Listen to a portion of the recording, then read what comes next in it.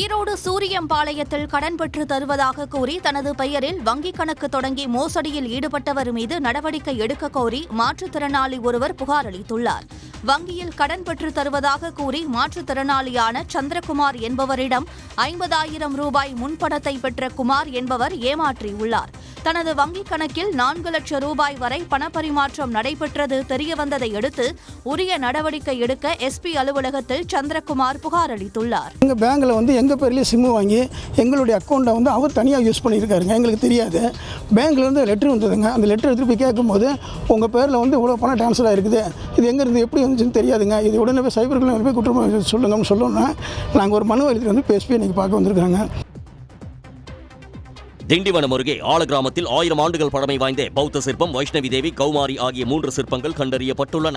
கூட்டேரிப்பட்டு ஆலகிராமத்தில் விழுப்புரத்தைச் சேர்ந்த வரலாற்று ஆர்வலர் செங்குட்டுவன் கள ஆய்வு மேற்கொண்டனர். அப்போது ஆலகிராமம் செக்கடி தெரு சந்திப்பில் பாதியளவு மண்ணில் புதைந்த வைஷ்ணவி தேவி சிற்பம் கண்டறியப்பட்டுள்ளது. அதேபோன்று கௌமாரி என்ற சிற்பம் அங்கிருக்கும் செல்லியம்மன் கோயில் வளாகத்தில் காணப்பட்டது. பௌத்த சிற்பம் ஜெயினர் கோயில் திருவோரத்தில் புதர்கள் மண்டிய இடத்தில் கண்டறியப்பட்டுள்ளது. புதுக்கோட்டை அருகே 3 சிறுமிகளுக்கு பாலியல் தொல்லை கொடுத்த வழக்கில் 48 வயது நபருக்கு 21 ஆண்டுகள் சிறை தண்டனை விதிக்கப்பட்டது. அரிமளம் ஏம்பல் சாலையைச் சேர்ந்த வீர் முகமது என்பவர் கடந்த 2023ஆம் ஆண்டு 3 சிறுமிகளுக்கு பாலியல் தொல்லை கொடுத்த புகாரில் போக்சோ வழக்கில் கைது செய்யப்பட்டார். புதுக்கோட்டை மகிழா நீதிமன்றத்தில் நடைபெற்று வந்த இந்த வழக்கில் வீர் முகமதுவுக்கு 21 ஆண்டுகால சிறை தண்டனையும் 30,000 ரூபாய் அபராதமும் விதித்து நீதிபதி கனகராஜ் உத்தரவிட்டார். 3 சிறுமிகள் பாலியல் தொல்லைக்கு ஆளான வழக்கில் குறைந்தபட்ச தண்டனை வழங்குவதில் நீதிமன்றத்திற்கு உடன்பாடு கிடையாது என்றும் நீதிபதி கூறினார். அரக்கோணத்தில் கழிவுநீர் வீடுகளை சூழ்ந்ததால் பொதுமக்கள் திடீர் சாலை மறியலில் ஈடுபட்டனர். எஸ்ஆர் கேட் பகுதியில் கழிவுநீர் கால்வாயில் முறையாக செல்லாமல் வீடுகளை சூழ்வதால் மக்கள் பெரும் பாதிப்பு அடைந்து வந்தனர். இது தொடர்பாக நகராட்சி அதிகாரிகளிடம் புகார் அளித்தும் நடவடிக்கை எடுக்காததால் அப்பகுதி மக்கள் திருப்பதி காஞ்சிபுரம் சாலையில் மறியலில் ஈடுபட்டனர்.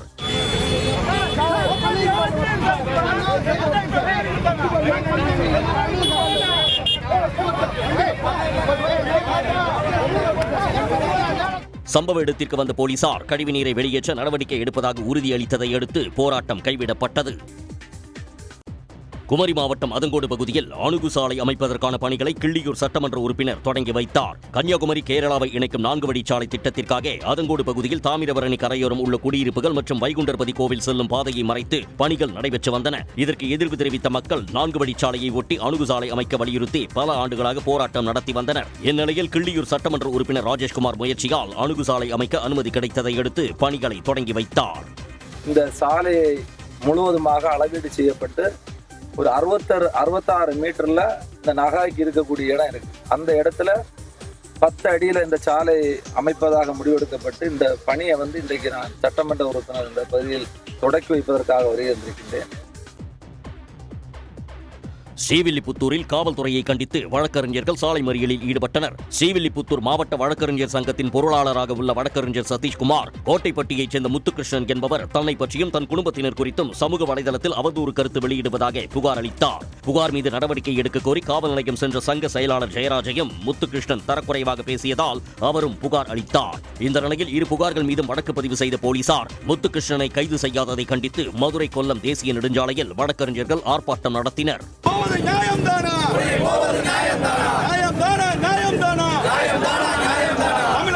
தமிழக அரசு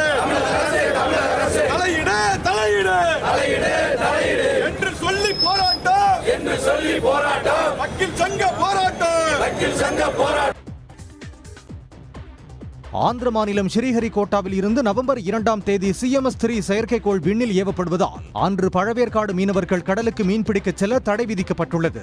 மீனவர்களின் பாதுகாப்பு கருதி மீனவ கூட்டுறவு சங்கங்கள் மூலம் மீன்வளத்துறை உதவி இயக்குநர் அஜய் ஆனந்த் இந்த உத்தரவை பிறப்பித்து சுற்றறிக்கை அனுப்பியுள்ளார். தேனி மாவட்டம் பெரியகுளம் கும்பக்கரை அருவியில் சுற்றுலா பயணிகள் குளிக்க அனுமதி அளிக்கப்பட்டுள்ளது. மேற்கு தொடர்ச்சி மலை அடிவாரம் மற்றும் நீர்பிடிப்பு பகுதிகளில் பெய்த கனமழையால் கும்பக்கரை அருவியில் வெள்ளப்பெருக்கு ஏற்பட்டது. இதன் காரணமாக கடந்த 11ஆம் தேதி சுற்றுலா பயணிகள் அருவியில் குளிக்க தடை விதிக்கப்பட்டது. தற்போது மழை குறைந்து நீர்வரத்து சீரானதால் 18 நாட்களுக்கு பிறகு சுற்றுலா பயணிகள் அருவியில் குளிக்க வனத்துறை அனுமதி அளித்துள்ளது.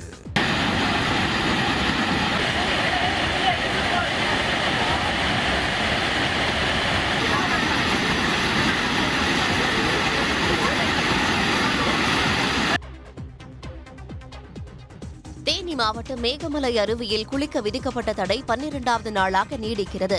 மேற்கு தொடர்ச்சி மலைப்பகுதிகளில் பெய்து வரும் மழை காரணமாக மேகமலை அருவியில் தொடர்ந்து நீர்வரத்து அதிகரித்துள்ளது. அருவியில் ஏற்பட்ட வெள்ளப்பெருக்கால் குளிக்கும் இடத்தில் போடப்பட்டிருந்த பாதுகாப்பு தடுப்புகள் அடித்து செல்லப்பட்டன. அருவிக்கு நடந்து செல்லும் படிக்கட்டுகள் சேதமடைந்து பள்ளம் ஏற்பட்டுள்ளது. இவை சரி செய்யப்பட்ட பின்னரே மேகமலை அருவியில் குளிக்க சுற்றுலா பயணிகளுக்கு அனுமதி அளிக்கப்படும் என்று கூறப்படுகிறது.